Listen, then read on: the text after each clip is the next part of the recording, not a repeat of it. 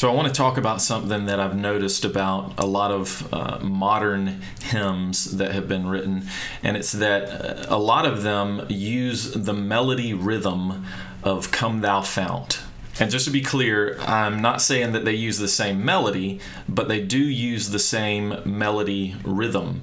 And to kind of illustrate what I'm talking about, here's the first two lines of Come Thou Fount, and I'll put it up on the screen as I sing it. 1 and 2 and come thou fount of every blessing, tune my heart to sing thy grace. So you can hear how it kind of has a consistent rhythm to it. And Come Thou Fount is written in 3/4 time, which means that every measure has 3 beats in it, and you count it like this: 1 and 2 and 3 and 1 and 2 and 3. And the melody of Come Thou Fount actually starts on the 3 beat. So it has kind of a lead in that starts on the 3 beat. And so now I'll sing the beats so that you can hear that. So 1 and 2 and 3 and 1, 2, 3 and 1, 2, 3 and 1, 2, 3 and 1. So that is the basic melody rhythm of Come Thou Fount. 3 and 1, 2, 3 and 1, 2, 3 and 1, 2, 3 and 1. So now listen to a newer hymn called Come Behold the Wondrous Mystery, and this is by Matt Boswell and Matt Papa. So 1 and 2 and come behold the wondrous mystery in the dawning of the King. So did you hear that? I'll sing the beats again.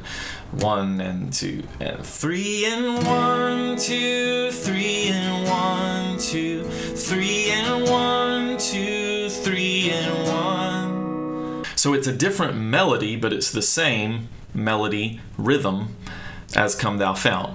And what that means is you can actually sing the words of Come Thou Fount to the tune of Come Behold the Wondrous Mystery. And you can do that very easily because they share the same melody rhythm. And so now let's listen to another one. This is a song called Christ is Mine Forevermore by City Alight. 1 and 2 and mine are days that God has numbered. I was made to walk with Him. So in that one, it has something a little bit different. You can see the word that's highlighted in red. That one doesn't occur exactly the same as Come Thou Fount. But overall, you can hear it's the same melody rhythm. 3 and 1, 2, 3 and 1, 2, 3 and 1, and 3 and 1. Let's do another one. This one is called Christ the True and Better by Matt Papa. 1 and 2 and Christ the true and better Adam, Son of God and Son of Man. So again, you can see the slight difference. It actually is different in the same way that the previous song was. But again, same overall melody rhythm structure. 1 and 2 and 3 and 1, 2, 3 and 1, 2, 3 and 1, and 3 and 1. Okay, let's do one more.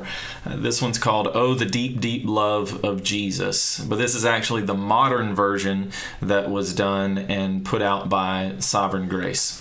1 and 2 and oh, the deep, deep love of Jesus, vast, unmeasured, boundless, free. And so this one's probably the most different. You can see that there's the blue highlighted word that's actually a 16th beat, but I didn't want to add another column to show that, so I just highlighted it blue. But still, the same overall in terms of rhythm structure of the melody. 1 and 2 and 3 and 1, 2, 3 and 1, 2, 3 and 1, and 3 and 1. So there we have 4 modern hymns that use more or less the same melody rhythm as Come Thou Fount. And I want to be clear about why I'm pointing this out. I don't point it out in order to be critical of any of these songs or the people who wrote them. I'm not accusing anybody of just ripping off another song or being uncreative, because I actually like all of these songs. I think that they're all different in terms of their lyrical content, their subject matter. They're different in their melodies. They're different in their chording. And because of that, they're all different in the emotions that they convey. And so I like all of these songs, and I think that they're all unique. They just share more or less the same melody rhythm as Come Thou Fount. And I don't know actually if this is even original to Come Thou Fount. I've read that Come Thou Fount uses a tune called Nettleton, which nobody really knows where that tune comes from. So that could be a whole different conversation in itself. But I'm kind of just using Come Thou Fount as a starting point because it's older than all these other songs that I've mentioned. And I don't know if hymn writers today are kind of consciously borrowing that melody rhythm or not. I don't know.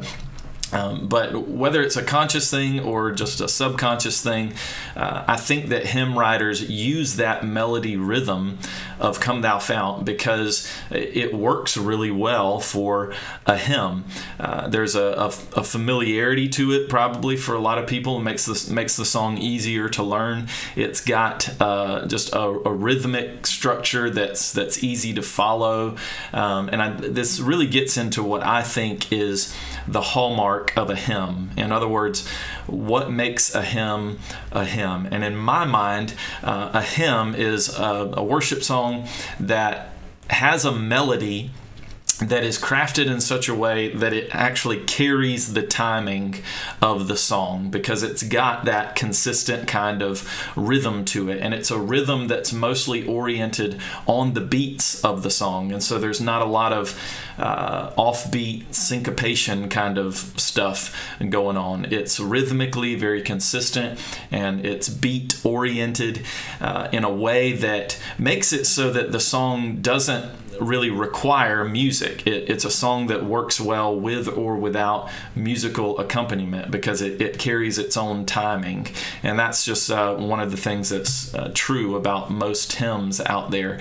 They're written in a way that makes them work really well as a cappella songs to be sung by a congregation of people with or without music. And so anyway, as I step back and I look at all of these songs and see how they use that similar melody rhythm structure as Come Thou Fount, it makes me wonder if there's any other classic hymns that are out there, and of course there's plenty out there that maybe we could look to and borrow their melody rhythm and obviously rewrite the melody using different notes, obviously write different words, and basically begin to create new hymns that way by just kind of borrowing one aspect of older songs. And so maybe that's a pretty good way to get started with writing a hymn.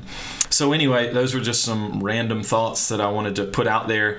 I have a podcast called Musings Under the Sun, which I'll link to in the description. You can give that a listen if you care to hear me ramble about other random stuff too. I've also got a blog post that I wrote about this topic of hymns and what makes a hymn a hymn. And so just talking about the melody structure of hymns and things like that. So if you're interested, I'll link to that as well in the description. But anyway, thanks for watching.